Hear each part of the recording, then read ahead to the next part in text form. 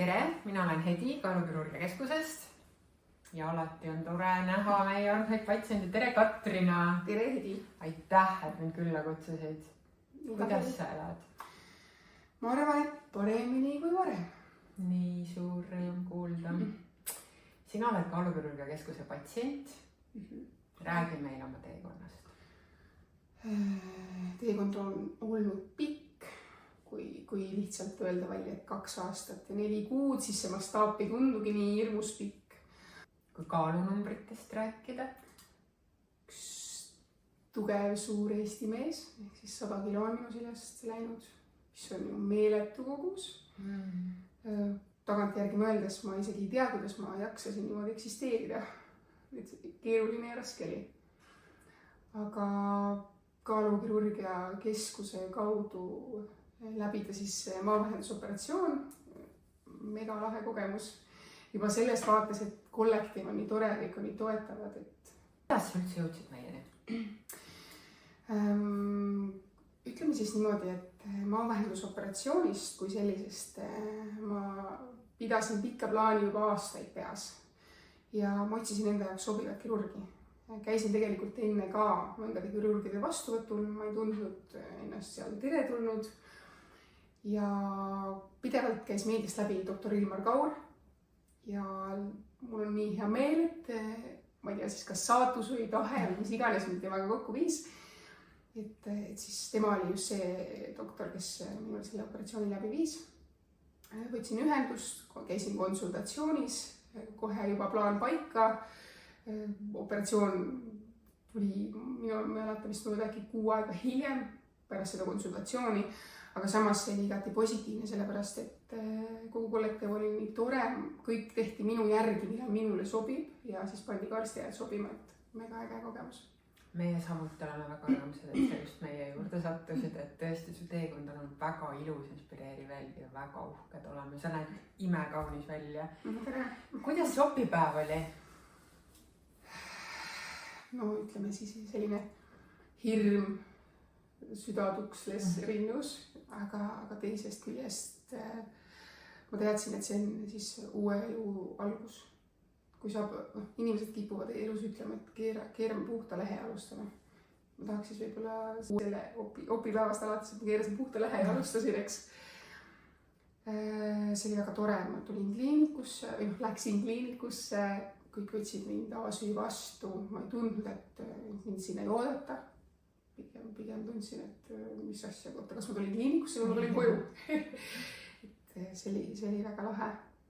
Opisali kõndisin omal jalal. Kui tavapäraselt siis inimese süda keskmiselt lööb circa mingi 60 korra minuti, siis ma arvan, et opilaual pikali olles enne anesteesia mõjumist. Mul vist oli circa 160 südamelööke minutis, aga ei kahetse. Kuidas taastumine oli?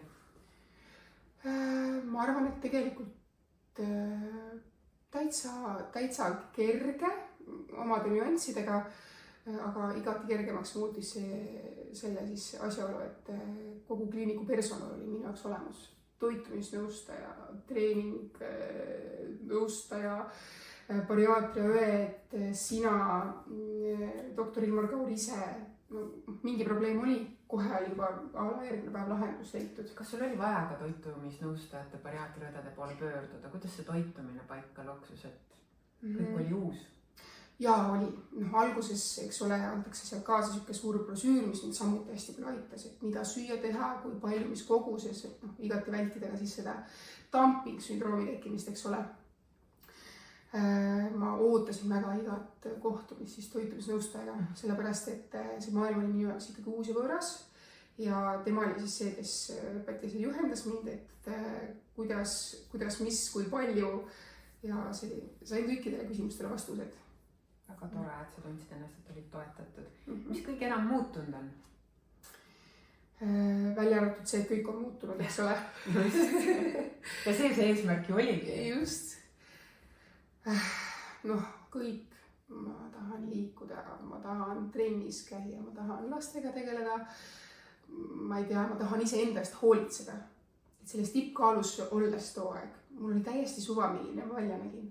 ma olin juba kõigile käega löönud, see oli juba nii selline depressiivne periood, et ma ei tea, olid need kulmud värvitud või mitte, suva ma niikuinii tundsin ennast igatepidi inetuna. Aga praegu, nagu näha, meeldib mulle ennast ikka lille lüüa, käia, olla, abikaasaga rohkem koos aega veeta, et on väga lahe. igatepidi aktiivsem. Elad elu. Elan elu, millest ma olen unistanud ju tegelikult. Sa oled seda väga ka väärt, nii et väga-väga tore. Kui meil nüüd kuulavad, vaatavad võib-olla ülekaaluga kimpus olevad inimesed ja otsivad seda lahendust, kas sa kaalukirurgiat soovitaksid? Mis küsimus see nüüd hetkel on? Ma soovitan seda, ma ei tea, 20 000%, see on nagu parim otsus ever. Ja just ma olen nii õnnelik, et see minu elutee siis juhtis mind selle kliinikuni. Ma ei oska seda paremini isegi väljendada, et igal juhul, kui te tunnete, et kas seda teha või mitte, siis ärge kahelge, tehke. Tegelikult see on ju teaduslikult tõestatud, et kui inimesel on hästi-hästi suur kehakaal, siis ta ei suuda lõpuni nii palju mitte kunagi iseseisvalt seda langetada. Et päriselt tehke seda ja just kaalukirurgi keskuses. Katrina, aitäh, ma ei tea, kas see jääb ka tõesti, aga aitäh! Nii tore.